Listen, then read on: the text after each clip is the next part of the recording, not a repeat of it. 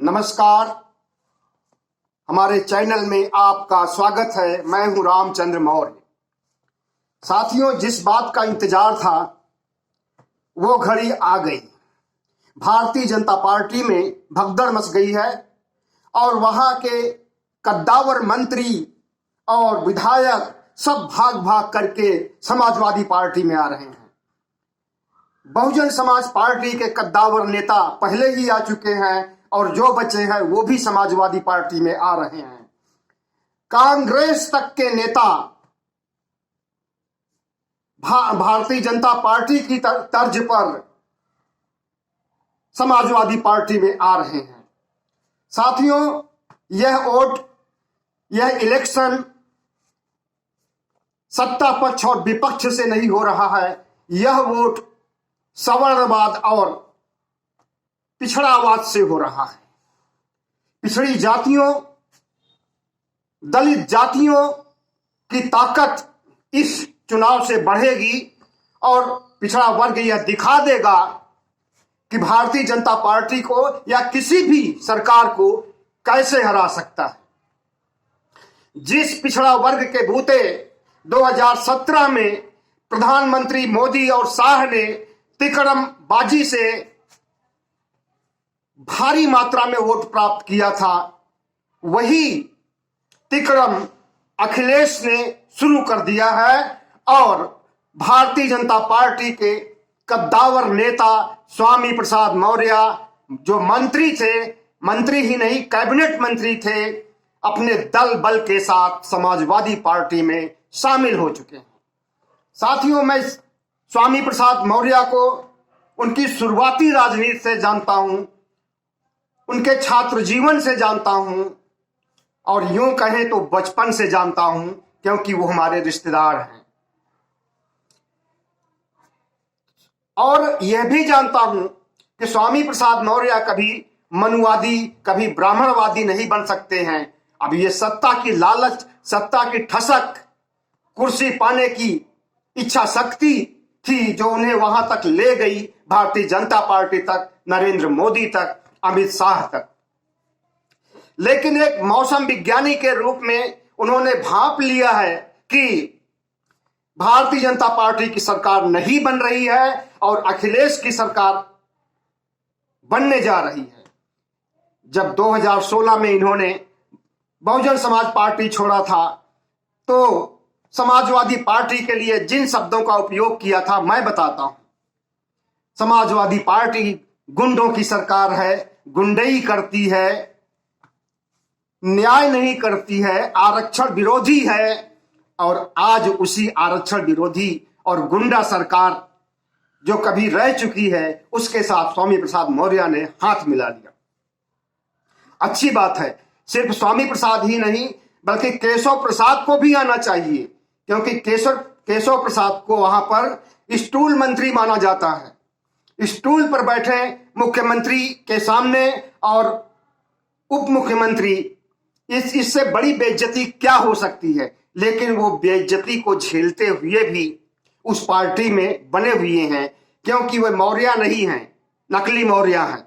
उनके पास आत्मसम्मान नहीं है, उनके पास स्वाभिमान नहीं है।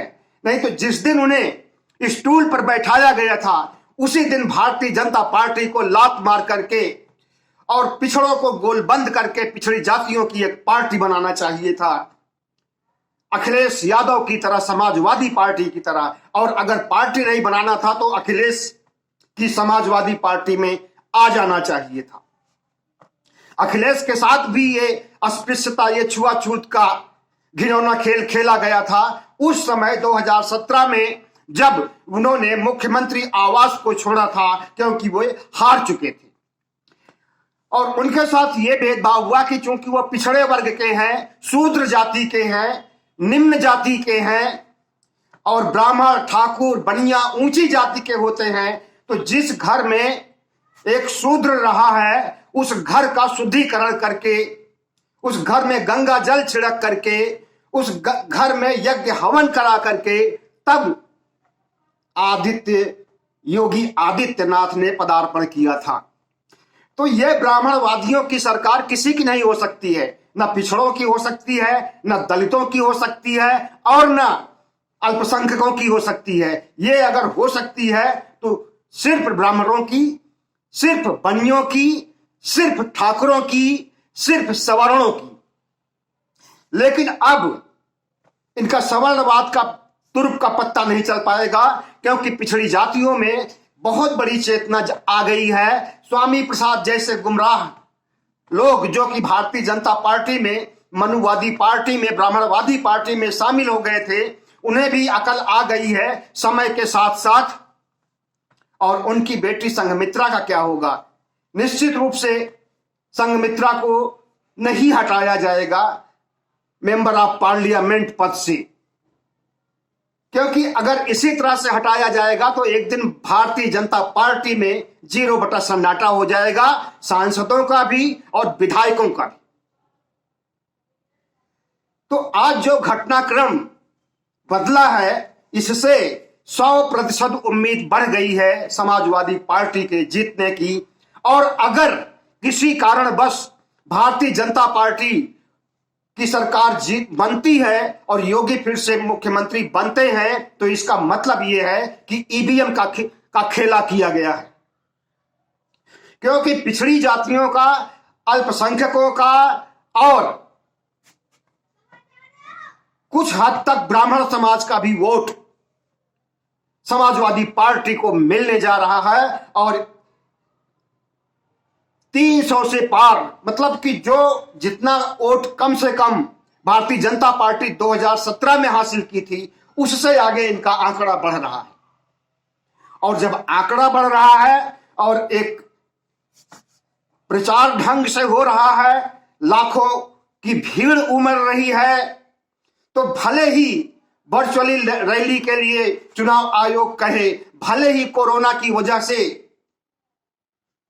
टीवी के जरिए, मोबाइल के जरिए, इंटरनेट के जरिए प्रचार किया जाए, इसमें अब स्वामी प्रसाद मौर्य और उनके साथ साथ और कई भी विधायक भारतीय जनता पार्टी से टूट करके आ गए हैं। लालजी वर्मा, ओम प्रकाश राजभर जैसे कम से कम दर्जन भर नेता पहले ही आ चुके हैं विभिन्न पार्टियों से और भारतीय जनता पार्टी से टूट करके। आज का घटनाक्रम आपको गोदी मीडिया नहीं बताएगा, और अगर बताएगा तो एक दो वाक्य में खत्म कर देगा कि स्वामी प्रसाद मौर्य चले गए समाजवादी पार्टी में, लेकिन इससे समाजवादी पार्टी को फायदा नहीं मिलने वाला है, यही बताएगा और यही बता रहा है। जबकि यह आज की बहुत बड़ी खबर है, कोरोना से भी बड़ी खबर है, तीसरी लहर से भी बड़ी खबर है कि स्वामी प्रसाद मौर्य ने एक साहस भरा निर्णय लिया है और भारतीय जनता पार्टी को ठेंगा दिखा करके समाजवादी पार्टी को ज्वाइन कर लिया है। अब देखना है कि समाजवादी पार्टी में स्वामी प्रसाद मौर्य को कितनी अहमियत दी जाती है और पिछड़ों का यह गठजोड़ कितना कारगर साबित हो सकता है, और कब तक स्वामी प्रसाद मौर्य समाजवादी पार्टी में बने रहते हैं। क्योंकि जो बार बार पार्टी बदलता है उसकी नियति और स्वभाव को नहीं बदला जा सकता है। कल समाजवादी पार्टी के बुरे दिन आएंगे तो जिसके अच्छे दिन आए रहेंगे वहां पर पहुंच जाएंगे स्वामी प्रसाद मौर्य। भूत, वर्तमान, भविष्य तीनों के अच्छे ज्ञाता हैं और घोर ब्राह्मणवादी हैं, घोर ब्राह्मणवादी थे और अब घोर पिछड़ावादी बन चुके हैं, घोर दलितवादी बन चुके हैं। फिर से स्वामी प्रसाद मौर्य जिसमें वे उनकी विचारधारा पहले से जुड़ी हुई थी, अंबेडकरवाद में, दलितवाद में, पिछड़ावाद में, उसमें देर से आए लेकिन दुरुस्त आए, वापस तो आए। साथियों, पिछड़ों के मामले पर ही और पिछड़ों में एकता के बल पर ही यह चुनाव जीता जाएगा और पूरे 5 साल तक शासन किया जाएगा समाजवादी पार्टी के द्वारा। अब यह 100% सुनिश्चित हो चुका है। मोदी जी की पिछड़ावादी नीतियों की भर्त्सना हो रही है चारों, पूरे उत्तर प्रदेश में नहीं पूरे भारतवर्ष में। ओबीसी जनगणना से इनकार किया, ओबीसी के आरक्षण पर प्रश्न चिन्ह लगाया और ओबीसी के आरक्षण की तरह 10% सवर्णों को आरक्षण देने की घोषणा किया। इससे भी नाराज है। आर्थिक आधार का कहीं चर्चा नहीं है संविधान में कि आर्थिक आधार पर आरक्षण दिया जाए, और इसके खिलाफ सुप्रीम कोर्ट में केस भी चल रहा है। जरूरी नहीं है कि जो मोदी जी ने 10% सवर्णों को आरक्षण दिया है वो लंबे समय तक चलता रहे, और आजकल उनकी मुट्ठी में सुप्रीम कोर्ट भी नहीं है। पहले कभी था लेकिन अब नहीं है, तो उनकी मुट्ठी से सुप्रीम कोर्ट भी जा चुका है और कभी भी फैसला आ सकता है कि 10% आरक्षण को हटाया जाए और 27% आरक्षण को 54% आरक्षण बनाने के लिए ही ओबीसी जनगणना की मांग की जा रही है, क्योंकि इस देश में ओबीसी की जनगणना पूरे देश की जनसंख्या में आधे से अधिक है। 52% ओबीसी तो 1931 में थे जब अंग्रेजों ने जातिवार जनगणना कराई थी, अंग्रेजों ने ओबीसी की जनगणना कराई थी। 52% था, और इस 52% का तब से लेकर के अब तक कितना विकास हुआ होगा कुछ भी नहीं पता है। ओबीसी को ये भी नहीं पता है कि उसका कितना पॉपुलेशन देश में है और कितना पॉपुलेशन प्रदेश में है, और जिस दिन उसको पता चल जाएगा वो हिस्सेदारी की मांग करेगा, ब्राह्मणवादियों को, सवर्णवादियों को उनकी औकात दिखा देगा उनकी जनसंख्या के आधार पर। 3% ब्राह्मण पूरी सत्ता में, पूरी सियासत में, पूरे न्यायालय में, पूरे शासन प्रशासन में बैठे हुए हैं 90% बनकर के, और 85% बहुजन समाज के लोग। बहुजन समाज में पिछड़े, अति पिछड़े, दलित, अनुसूचित जनजाति के लोग सभी आते हैं। तो 85% से अधिक की भागीदारी 5% भी नहीं है, और 3% की भागीदारी 90% से अधिक है। तो इस असमानता की दीवार को गिराने के लिए पिछड़ी जातियों को, बहुजनों को एकजुट होना पड़ेगा, और उस एकजुटता की तस्वीर पेश की जा रही है, और उसी एकजुटता को दिखाने के लिए और एकजुटता को पाने के लिए और एकजुटता का उपयोग करने के लिए, एकजुटता से हराने के लिए स्वामी प्रसाद मौर्य लौट करके फिर से पिछड़ावाद, अंबेडकरवाद और दलितवाद की राजनीति से जुड़ गए।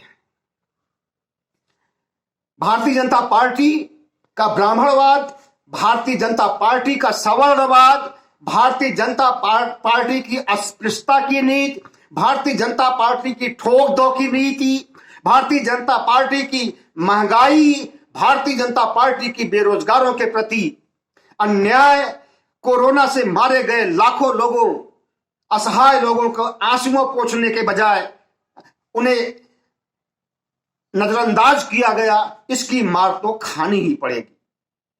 और अगर भारतीय जनता पार्टी को, हमें तो लगता है कि 50 सीट से भी ज्यादा नहीं मिलने वाली है इन चुनावों में, अगर निष्पक्ष चुनाव होते हैं तो, क्योंकि अब भारतीय जनता पार्टी में पिछड़ा कोई नहीं रह गया है।